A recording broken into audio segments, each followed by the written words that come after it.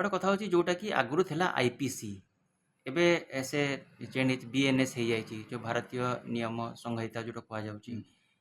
ସେମିତି କୁହାଯାଉଛି ଯେଉଁଟାକି ଆମେ କୌଣସି ଠକକୁ 420 କହିପାରିବାନି, କିମ୍ବା ଯେଉଁ 144 ଧାରାକୁ ସେଇଟା ବି ଉଠିକି ଯଦି ହତ୍ୟା ଯଦି କିଏ କରେ ତାକୁ ବି ଆମେ 302 ତା ପାଇଁ ଲାଗିପାରିବନି। ତା ସହିତ ନାବାଳିକାକୁ ଦୁଷ୍କର୍ମ କଲେ ଏବେ ପୁରା ମୃତ୍ୟୁଦଣ୍ଡ କରିଥିବା ବେଳେ ଯଦି ମହିଳାଙ୍କୁ ଦୁଷ୍କର୍ମ କରୁଛନ୍ତି ତା ପାଇଁ ଆଜୀବନ କାରାଦଣ୍ଡ। ଏଇ ଯେଉଁ ସବୁ ନୂଆ ନୂଆ ନିୟମ ଲାଗୁ ହୋଇଛି, ଏହାର ପ୍ରଭାବ କ'ଣ ପଡ଼ିବ? ଦେଖନ୍ତୁ ଆପଣଙ୍କର ବିଶେଷ କରି ଯେଉଁଟା ଆପଣ କହୁଛନ୍ତି ଯେଉଁଟାକୁ ଆପଣଙ୍କର ଦୁଷ୍କର୍ମ, ଆପଣ ଦୁଷ୍କର୍ମର ଯେଉଁ ସେକ୍ସନଟି ବଦଳିଛି, ଦଣ୍ଡ ବଦଳିନି। ସେହିପରି ଭାବରେ ଆପଣଙ୍କର ଯେଉଁମାନେ ସାଇବର କ୍ରାଇମ୍ କରୁଛନ୍ତି ସେଠି ସେକ୍ସନଟି ଆପଣ ଆକୁ ପୁରାପୁରି ଆପଣ ପୁରାପୁରି କାଢ଼ି ଦିଆଯାଇଛି ସେ କଥା ନୁହଁ। ସେକ୍ସନଟି ଚେଞ୍ଜ, 302 ଜାଗାରେ ଆପଣଙ୍କର ନୂଆ ଯାହା ଆସି ସେଇ ସେକ୍ସନଟି ଲାଗିବ।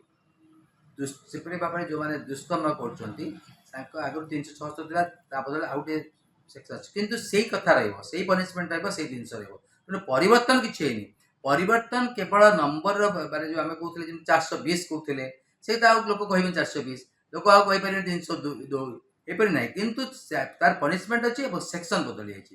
ପରବର୍ତ୍ତୀ ଅବସ୍ଥାରେ ବୋଧେ ଆପଣଙ୍କର ଆସ୍ତେ ଆସ୍ତେ ଲୋକ 302 ବୁଲି ଯାଇକି ଇଣ୍ଡିଆନ୍ ପେନାଲ କୋଡର 302 ତା ବଦଳରେ ବର୍ତ୍ତମାନ ଯେଉଁ ନୂଆ ଆଇନ ଆସିଛି ସେଥିରେ ଯେଉଁ ସେକ୍ସନ ତା କହିବେ, ସେଥିରେ କିଛି ଫରକ ପଡ଼ିବନି।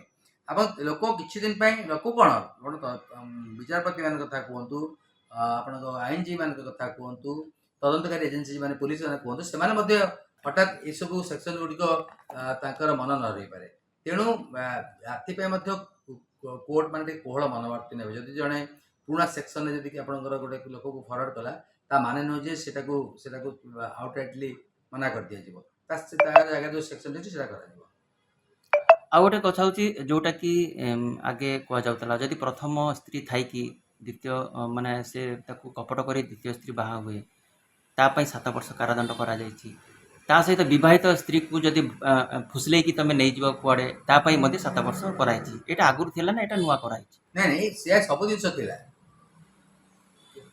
ସବୁ ଆପଣଙ୍କର ଏଠି ଆଇନରେ ବିଶେଷ କିଛି ନୂଆ ନାହିଁ।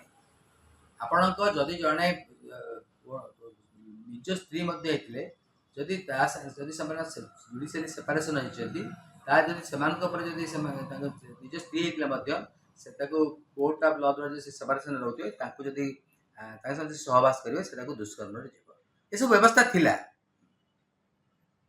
ଆଉ ଗୋଟେ ମିଛ ପ୍ରତିଶ୍ରୁତି ଦେଇ ଜଣକୁ ପ୍ରତାରଣା କରିକି ଯଦି ତା ସହିତ ଶାରୀରିକ ସମ୍ପର୍କ ରଖିବ, ତା ପାଇଁ ଗୋଟେ ନୂଆ ନିୟମ ଅଛି ବିଏନ୍ଏସ୍ 69। ସେଟା ବି ଆଗରୁ ଥିଲା, କିଛି ନୂଆ ନୁହେଁ। ସେଥିରେ କ'ଣ ସବୁ ଅଛି ଦଣ୍ଡବିଧାନ? ଯଦି ଜଣେ ବିବାହର ପ୍ରଲୋଭନ ଦେଖେଇକି ତାଙ୍କୁ ତାଙ୍କ ସାଙ୍ଗରେ ଶାରୀରିକ ସମ୍ପର୍କ ଥିଲା କିନ୍ତୁ ତାଙ୍କୁ ବିବାହ କଲାନି, ସେଇ ପନିସମେଣ୍ଟ ଯାହା ଥିଲା ଆପଣଙ୍କର ପୁରୁଣା ଇଣ୍ଡିଆନ୍ ପେନାଲ କୋଡରେ, ଏଠି ମଧ୍ୟ ସେ ବ୍ୟବସ୍ଥା ଅଛି। ଯେଉଁ କହୁଛନ୍ତି କିଛି ତାହେଲେ ଚେଞ୍ଜ ହେଇନି, କେବଳ ନମ୍ବର ଚେଞ୍ଜ ହେଇଛି। ଶୁଣନ୍ତୁ, ଆମେ ଯଦି ଗୋଟେ କଥା କହିପାରିବା, ପୁରୁଣା ବହିରେ ନୂଆ ମଲାଟ ଲଗାଇ ଛଡ଼ା ହେଇଛି, ସେପଟେ ବିଶେଷ ଭାବରେ କିଛି ଆଖି ଦୃଷ୍ଟିଆ ପରିବର୍ତ୍ତନ କରାଯାଏ।